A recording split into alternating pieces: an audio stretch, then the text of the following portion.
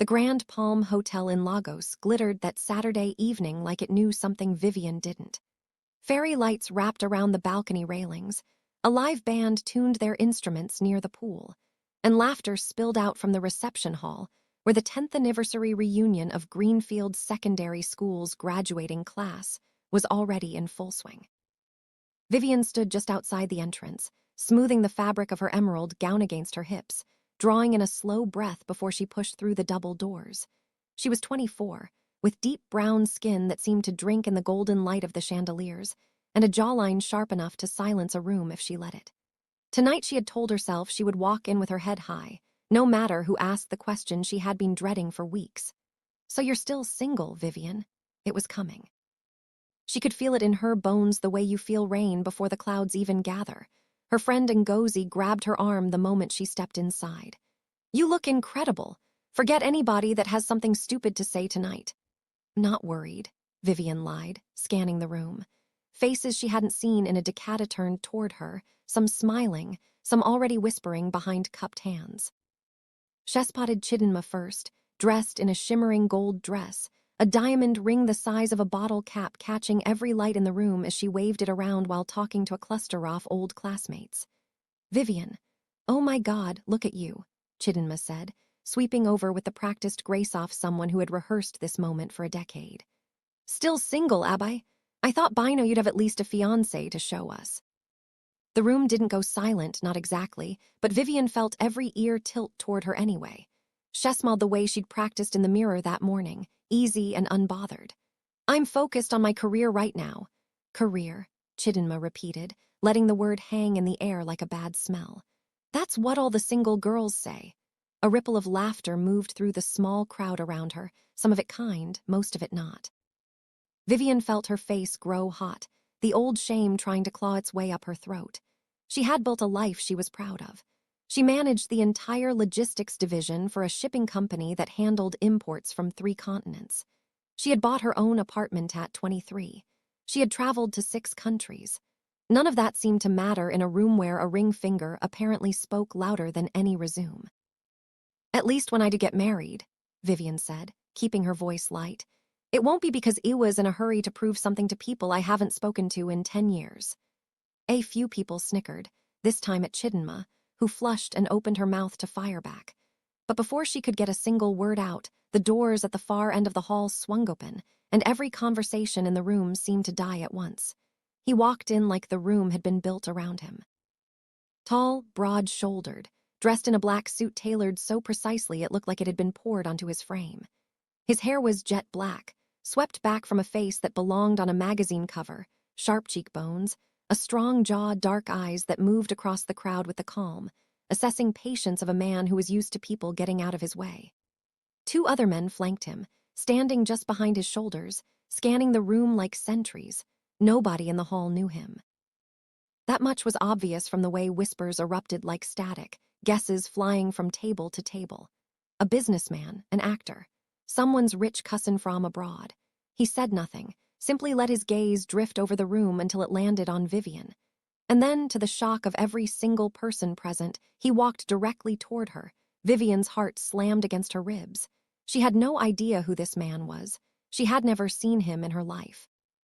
And yet he crossed the entire length of the reception hall with a confidence that made the crowd part like water, until he was standing right in front of her, close enough that she could smell his cologne, something dark and expensive, cedar and something else she couldn't name. "Vivian," he said, his voice low, accented, careful with each syllable of English as if he had practiced saying her name before. "I finally found you." Before she could ask a single question, before she could even process the words, he leaned down and kissed her. Right there in front of Chidinma, in front of Ngozi, in front of Ofuri classmate, who had spent the last 20 minutes reminding her that she was still single. The kiss was soft at first, and then his hand found the small of her back and through around them dissolved into gasps and the sharp clatter of someone dropping a glass. When he pulled back, Vivian stood frozen, lips parted, unable to form a single word. Theman studied her face for a moment, something flickering behind his dark eyes, something that looked almost like relief. "Play along," he whispered, so quietly only she could hear it. "Your life depends on it." Vivian's mind was screaming 100 questions, but her mouth, for the first time a leavening, said nothing at all. "I'm sorry I'm late, Jajia," he said aloud, loud enough for the room to hear, using a term of endearment she didn't recognize, but that made her pulse quicken anyway. The flight from Seoul was delayed. Chidinma's jaw had actually dropped open. Ngozi looked like she might faint from excitement. The rest of the reunion crowd had abandoned all pretense of minding their business, phones already coming out to record whatever was happening. "Who?" Vivian finally managed, forcing a smile she hoped looked convincing. "Is this Min?" he said smoothly, extending a hand to Chidinma as though this were the most natural introduction in the world. "Her boyfriend." The word landed on the room like a bomb. Chidinma took his hand automatically, staring at Vivian with something between betrayal and awe. "Boyfriend." "Vivian, you didn't say anything about a Korean boyfriend." "I like to keep my private life private," Vivian said, finding her footing at last, some old defiant part of her rising to the occasion even as her hands trembled at her sides. Min's arm slid around her waist, warm and solid, and he pulled her gently closer, playing the part of a besotted partner so convincingly that Vivian almost believed it herself. She about it," he said, smiling down at her with an expression so tender it made her stomach flip despite everything. "But I am not shy. I have been waiting a long time to meet the people who knew her before me." For the next hour, Vivian moved through the reunion in a daze, Min's hand never leaving hers, his fingers laced through hers as though they had done this 1,000 times. He answered questions about how they'd met with a smoothness that suggested either a brilliant liar or a man who had rehearsed a cover story for exactly this kind of scenario. Head old Chidinma, with a perfectly straight face. That he had seen Vivian's photo in a business magazine feature about young logistics executives in Lagos and had flown to Nigeria specifically to meet her. It was an outrageous lie. Vivian had never appeared in any magazine, but the crowd ate it up, and Chidinma's diamond ring suddenly seemed a lot less impressive than a mystery Korean businessman who crossed oceans for love. It wasn't until they stepped out onto the hotel's back terrace, away from prying eyes and straining ears, that Vivian finally spun to face him, yanking her hand from his grip. "Who are you?" she demanded, keeping her voice low but sharp as broken glass. "And how do you know my name?" Min's easy, charming smile faded, replaced by something more guarded, more tired. Up close, away from the performance, she could see faint shadows under his eyes, a tension in his shoulders that hadn't been there when he first swept into the room like a movie star. "My name is Min," he said. "I run an organization based in Seoul. You would call it in your movies a syndicate." Vivian let out a short, disbelieving laugh.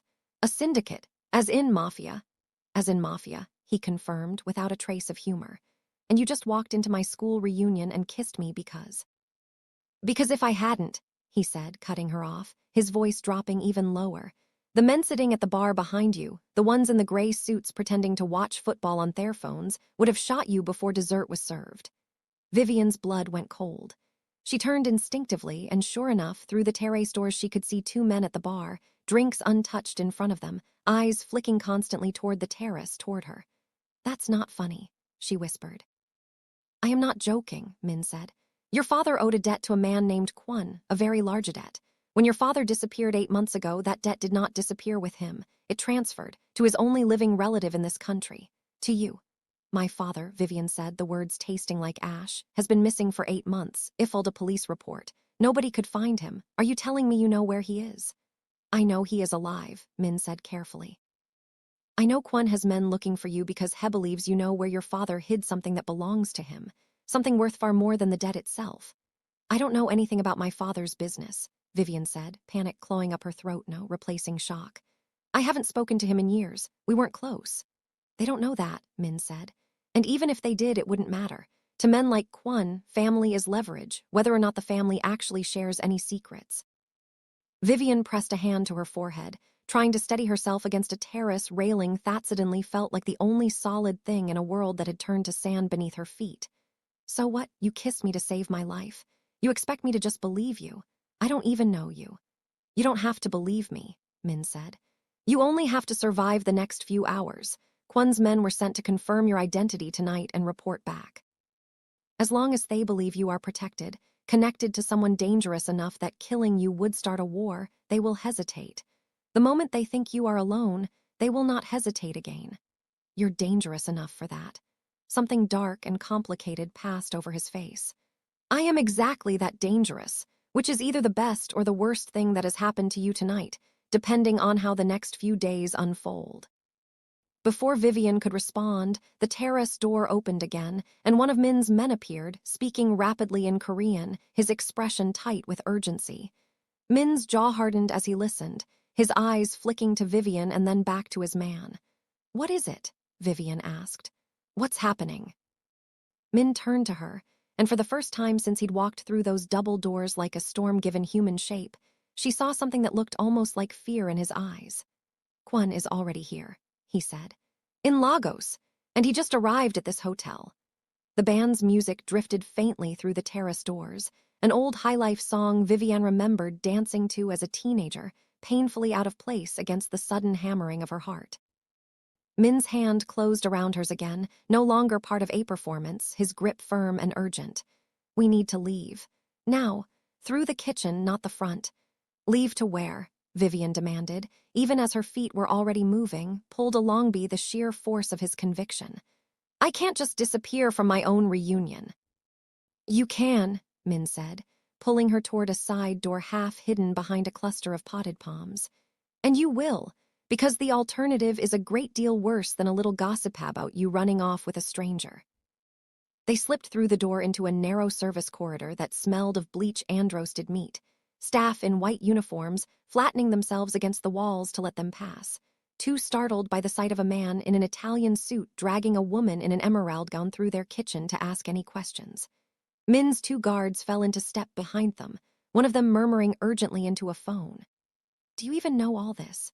Vivian gasped, half running to keep pace with his long strides. "How do you know about my father, about this debt, about any of it?" Min glanced back at her, and in the fluorescent light of the kitchen, his face looked older somehow, weighted by things she couldn't begin to guess at. "Because your father worked for me," he said, "before he disappeared with something that was never his to take." Vivian stopped dead in the corridor, ignoring the way his grip tightened on her hand as Hetried to keep her moving. "What did he take?" Min's expression closed like a door slamming shut. "Not here, not now." He tugged her forward again, and this time she let him, her mind spinning through 100 half-formed theories, none of which made any sense, all of which terrified her equally. They burst out through a delivery entrance into the humid Lagos night, where a black SUV sat idling, engine running, headlights off. Min yanked the back door open and practically lifted Vivian inside before sliding in beside her, his men taking the front seats as the vehicle lurched forward into the dark, tires screeching against wet asphalt. Through the rear window, Vivian caught one last glimpse of the Grand Palm Hotel's glowing entrance, and standing beneath the awning, watching the SUV pull away with cold, patient interest, stood a tall man in a pale gray suit she had never seen before in her life. He didn't chase them. He didn't shout. He simply raised a hand almost lazily in a small, mocking wave, as though he already knew exactly where this road was going toll-led. "That's him," Min said quietly, following her gaze. "That's Kwon." Vivian turned to look at Min, this stranger who had kissed her in front of everyone who Hadver doubted her, who claimed to be a Mafia boss, who claimed her missing father had stolen something from him, who had just pulled her out of her own life without so much as a warning. The SUV sped through the dark streets of Lagos, leaving the music and thelites and the whispers of the reunion far behind. And Vivian realized, with a chill that had nothing to do with the air conditioning, that she had absolutely no idea what she had just been dragged into, or whether she would survive long enough to find out. The SUV cut through Lagos traffic like it had somewhere sacred to be, weaving past Danfo buses and Okada riders who scattered at the blare of the horn. Vivian sat pressed against the door, her emerald gown bunched awkwardly around her knees, watching the city lights smear past the window in long yellow streaks. Beside her, Min had gone quiet, his jaw tight, his phone pressed to his ear as he spoke in rapid, clipped Korean to someone on the other end. She caught none of the words, only the tension coiled underneath them. "Where are we going?" she finally asked when he lowered the phone. "Somewhere Kwon does not know exists," Min said. "A property under a name that has never been connected to me. You just happen to keep a secret hideout in Lagos." "I keep several," he said without a trace of irony, in several cities. It is not paranoia if the men hunting you are real. Vivian let out a breath that shook more than she wanted it to. 20 minutes ago, I was arguing with a woman about her engagement ring. Now I'm in a car with a mafia boss running from a man who wants me dead over a debt my father left behind. Forgive me if I need a second to catch up. Something in Min's expression softened, just slightly, the hard lines around his mouth easing. You are handling this better than most people would. I haven't started screaming yet, Vivian said. Give it time.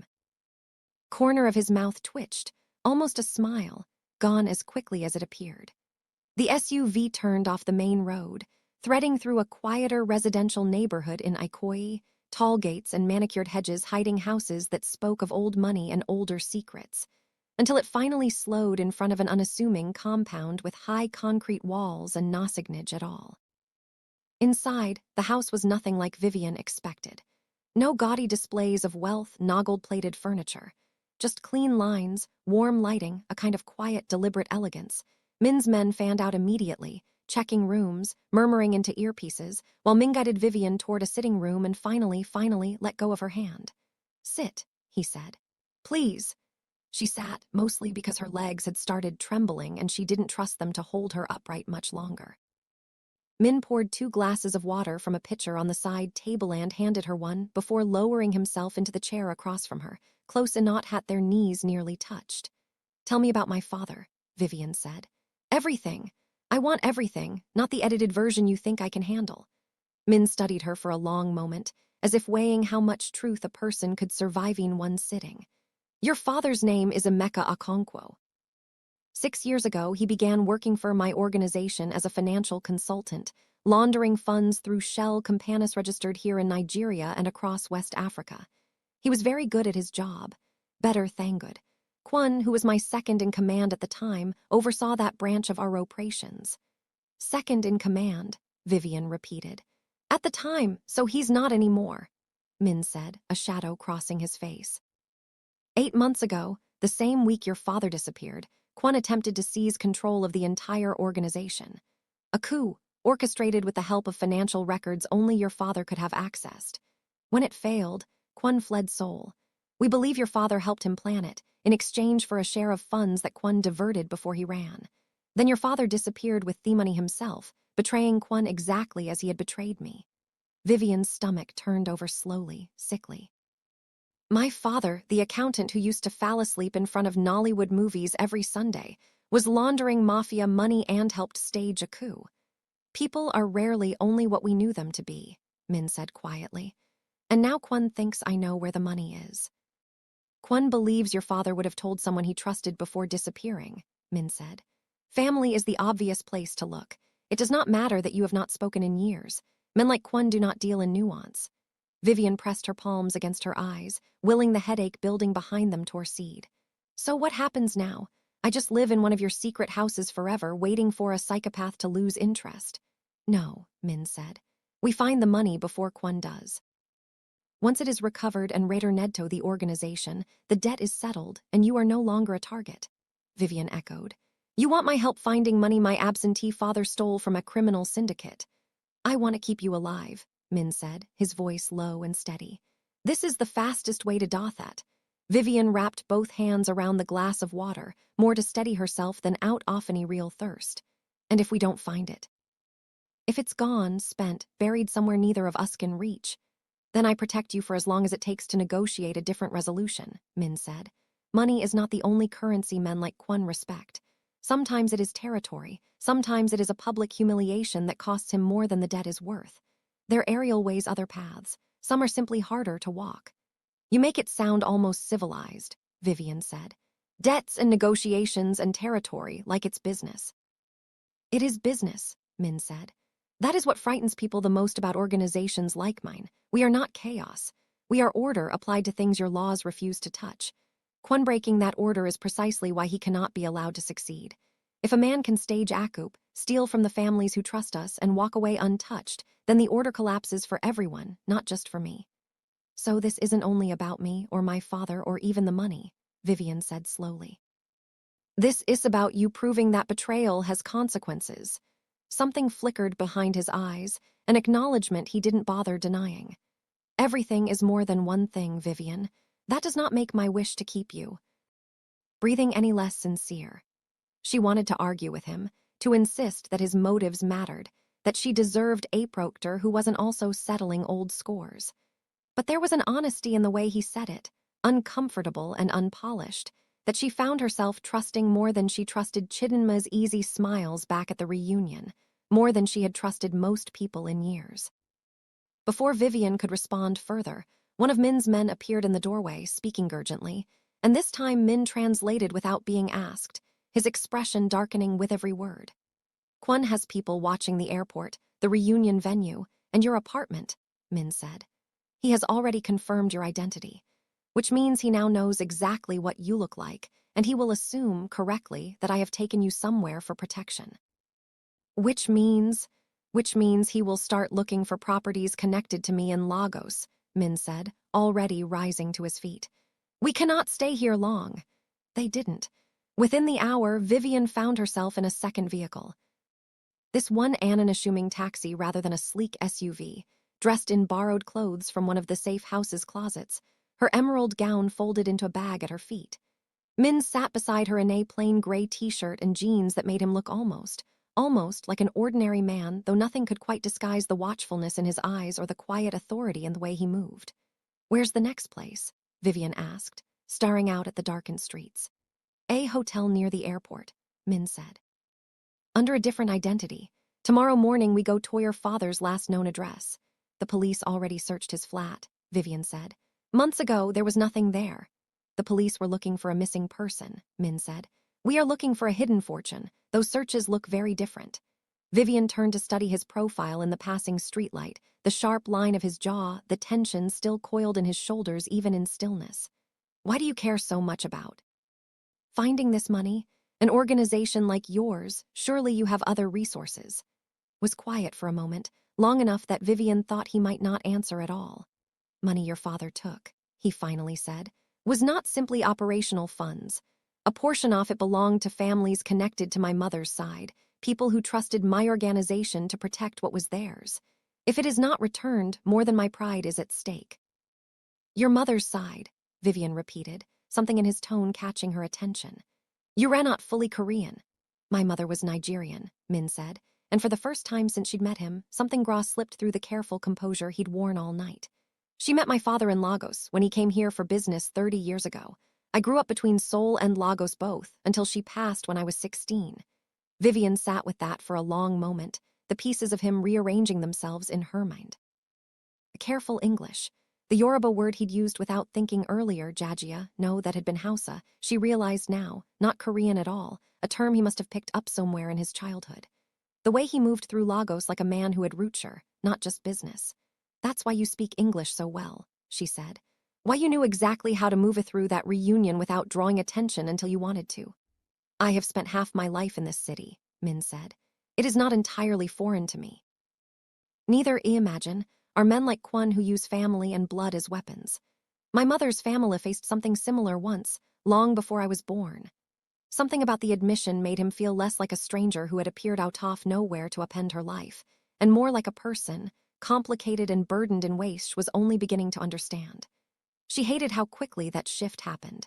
It would be easier, she thought, to keep him as a mystery, a threat, a means to an end.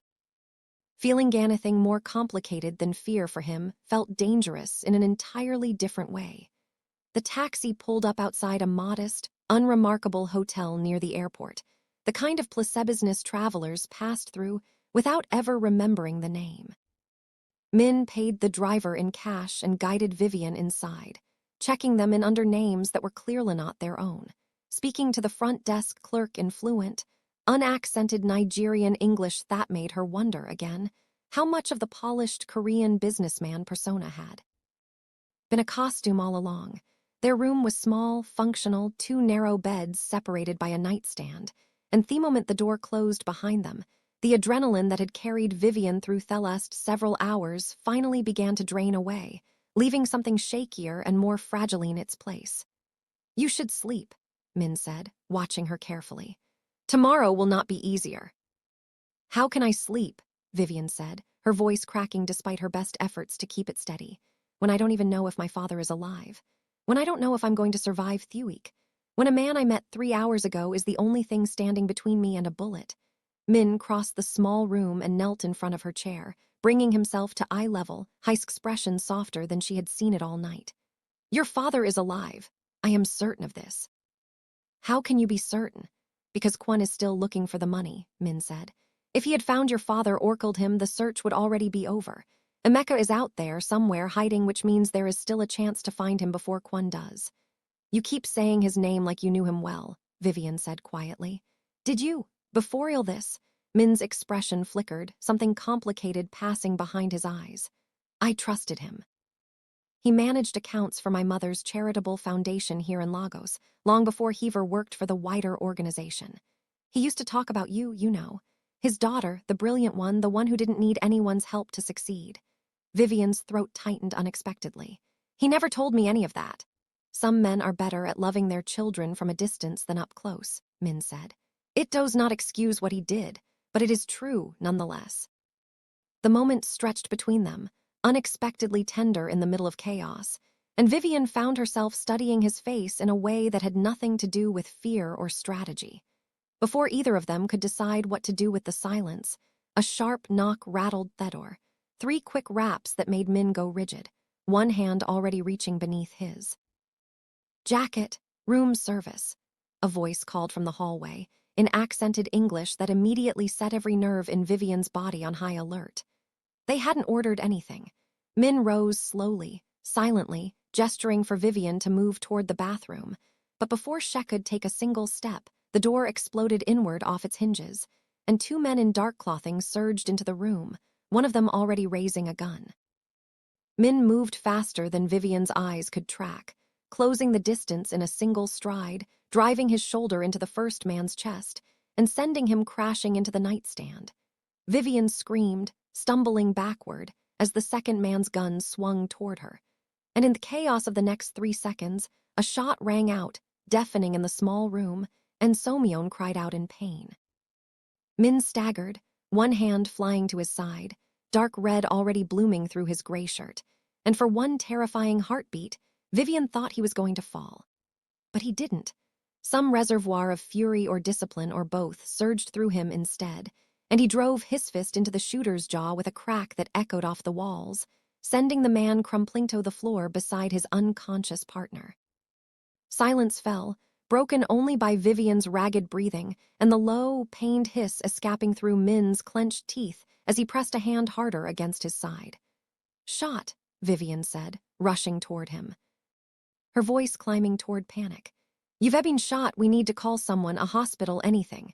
No hospitals, Min gasped, sinking onto the edge of the bed, blood seeping steadily between his fingers. Hospitals report gunshot wounds. Kwon has people watching every hospital within an hour of the airport. Then what do we do? Min's dark eyes found hers, glassy now with pain but still sharp, still calculating even as his breathing grew shallow. There is a name, he said, his voice fraying at the edges, in my phone. Contact only, a doctor who does not ask questions. Stay with me, Vivian said, grabbing his phone from where it had fallen to the floor, her hands shaking so violently she could barely unlock the screen. Stay awake. But his eyes were already fluttering closed, his head tipping forward, and outside the shattered hotel room door, in the corridor beyond, Vivian heard the unmistakable sound of more footsteps approaching, unhurried, deliberate, the footsteps of men who had all the time in the world. Vivian's whole body went rigid at the sound of those footsteps, slow and deliberate against the hotel carpet, growing closer with every second. Min lay slumped against the bed frame, blood soaking through his shirt, his breathing shallow, his phone still clutched in her trembling hand. She had seconds, maybe less, to decide what kind of woman she was going to be for the rest of whatever life she had left. She was not going to wait to find out. Vivian scrambled toward the fallen gunman nearest the door, the one Min had knocked unconscious with his bare fist, and with hands that shook so badly she nearly dropped Itwis, she pried the pistol from his slack fingers. She had never held a gun in her life. She had no idea how to use one beyond what she'd absorbed from movies she barely remembered.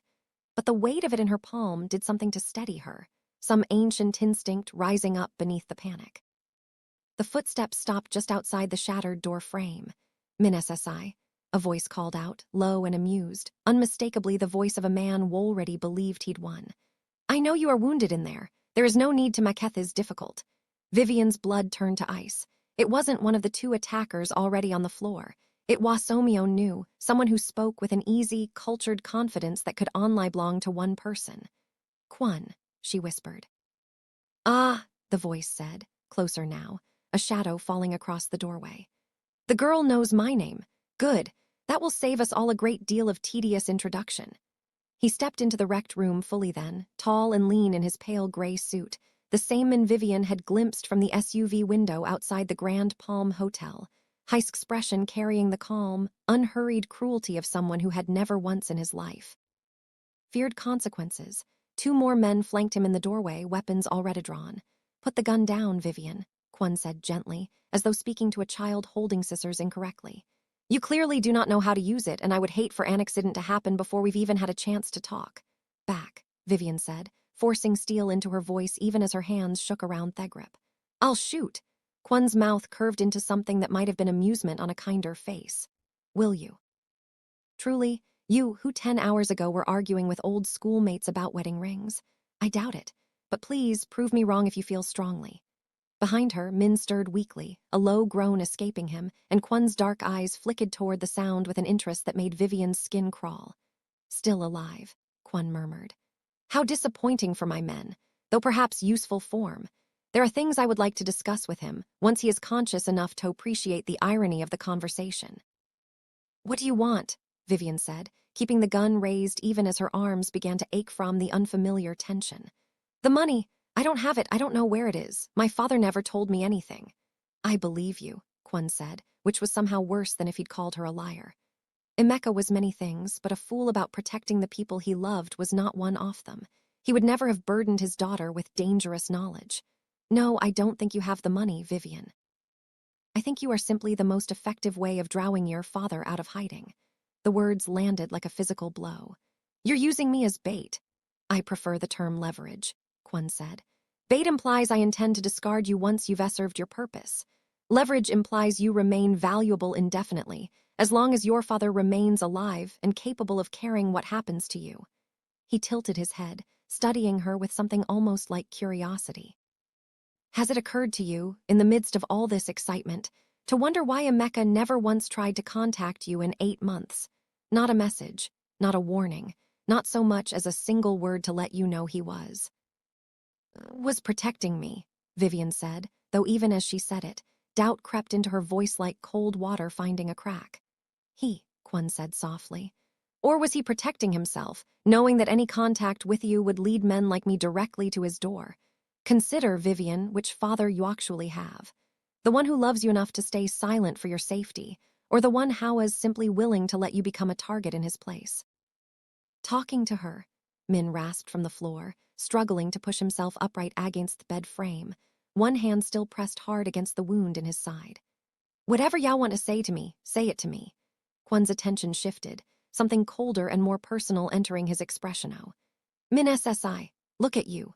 The great heir, bleeding out on a hotel carpet in Lagos, saved from death only by his own stubborn constitution, and a woman who has never fired a gun in her life. Your mother would be so proud." "Don't," Min growled. "Speak of my mother." "Your mother," Kwon continued, ignoring him entirely, "who trusted men like Emeka Okonkwo with her charitable foundation's funds because you insisted he was loyal. Funds that, incidentally, made up a significant portion of what your precious accountant absconded with. Did you ever tell Vivian that detail?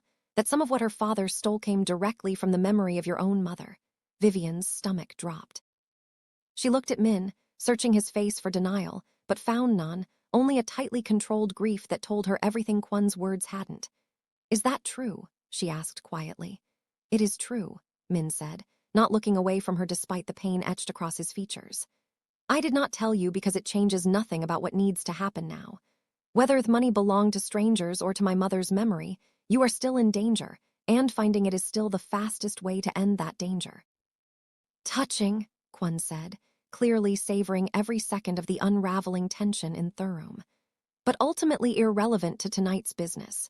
Vivian, my dear, you will come with me now, quietly, and my men will make sure Min SSI receives no further complications to his health, refuse, and I promise you the alternative will be considerably less pleasant for everyone in this room.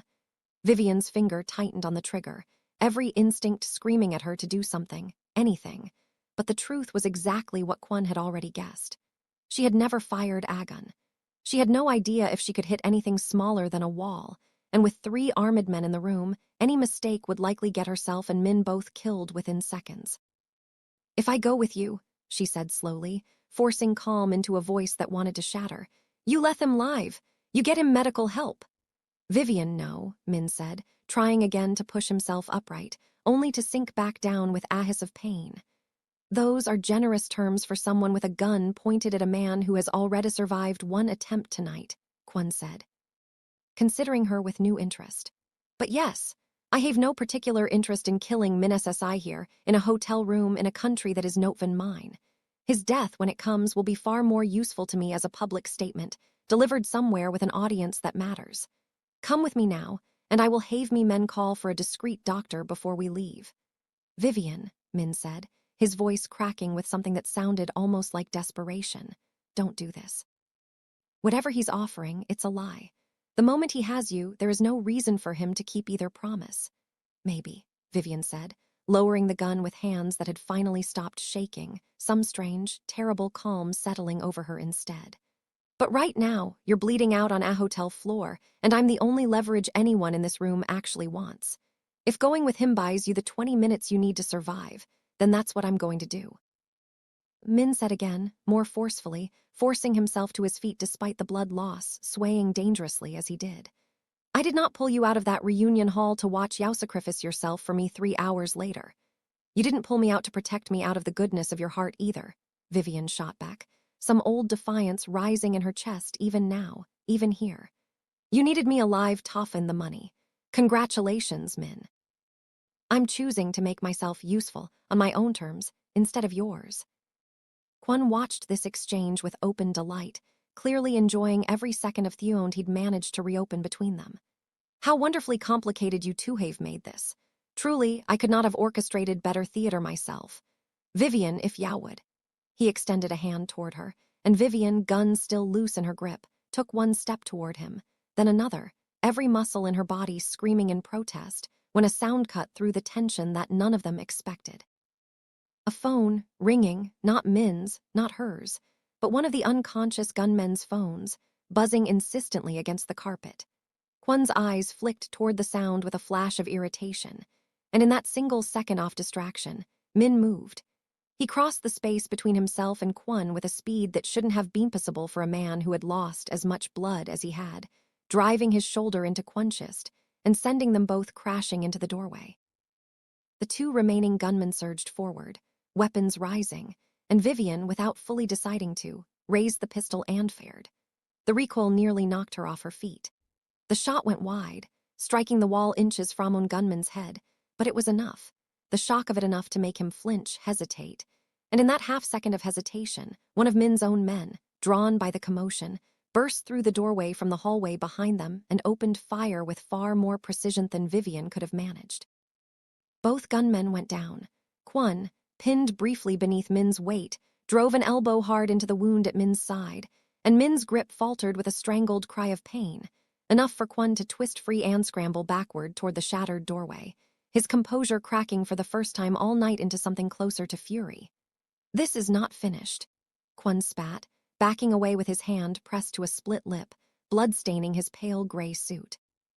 "You have bought yourselves nothing tonight except more time to lose. I will find Emeka, I will find the money, and I will find you both again, wherever you're on." He disappeared into the corridor, footsteps retreating rapidly, and moments later Vivian heard the distant screech of tires peeling away outside, and then, blessedly, silence. She dropped the gun like it had burned her and rushed to Min's side, where he had collapsed again against the bed frame, blood now soaking a much wider stretch of his shirt than before, his face gone pale and clammy. "You idiot," she said, her voice breaking as she pressed both hands against the wound, trying to remember anything at all, from every first aid video she'd ever half-watched. "You could have died. You should have let me go with him." "I told you," Min said, his voice barely a whisper now, his eyes struggling to stay focused in her face. "I did not save you tonight to lose you 3 hours later." Min's man, the one who had burst in and finished off Kwon's gunmen, was already on his phone, speaking urgently. And within minutes, a woman Vivian had never seen before arrived through the shattered doorway carrying a medical bag, moving with the brisk efficiency of someone who had clearly done this before, in far worse conditions than a Lagos hotel room. "Doctor who doesn't ask questions," Vivian murmured, stepping back to let the woman work, her hands finally beginning to shake again now that the immediate danger had passed. The next hour blurred past in a haze of clipped instructions in Korean and English, the doctor working with quick, practiced hands to stop the bleeding and stabilize Min and auto be moved somewhere more secure. Vivian sat curled in the corner of the room, arms wrapped around her knees, watching the man who had upended her entire life in the span of a single evening fight to stay conscious through the pain, and found herself, despite the danger and the lies and the impossible weight of everything Kwon had revealed, unable to look away from him. It was well past 3 in the morning when Min was finally moved to yet another safe location, this one further from the airport, deeper into the city, guarded by twice as many men as before. Vivian sat beside his bed as the sedatives the doctor had given him pull at him under, watching his chest rise and fall with steadier breaths now. The immediate danger, for tonight at least, finally passed. Her phone, forgotten in her clutch bag since the reunion, buzzed against her hip. She pulled it out with numb fingers, expecting a message from Ngozi, frantic questions about the mysterious Korean boyfriend who had crashed the reunion and vanished with her in Toth night. Instead, the screen showed a message from an unknown number, sent only minutes ago. "I heard you were looking for me. I'm sorry it has to be like this. Do not trust him with everything, Vivian. There are things about that night 8 months ago that Min has never told you, things that would change how you see him entirely. Meet me alone, and I will explain everything. Come without him, or you may never learn the truth about what really happened to your mother." Vivian's breath caught in her throat. Her mother, who had died of an illness when Vivian was 19. The diagnosis sudden and swift, and at the time, senselessly cruel. Her hands trembled violently now as she stared at the message, at the impossible implication buried inside it. And when she looked up, torn between waking Min immediately and the paralyzing fear of what answers might be waiting for her outside these walls, she realized the message had already vanished from her screen, deleted remotely before she could even take a screenshot, leaving her alone in the dim room with nothing but her racing heart, a sleeping stranger who held half her family's secrets, and a message that had just shattered the only certainty she thought she still had left.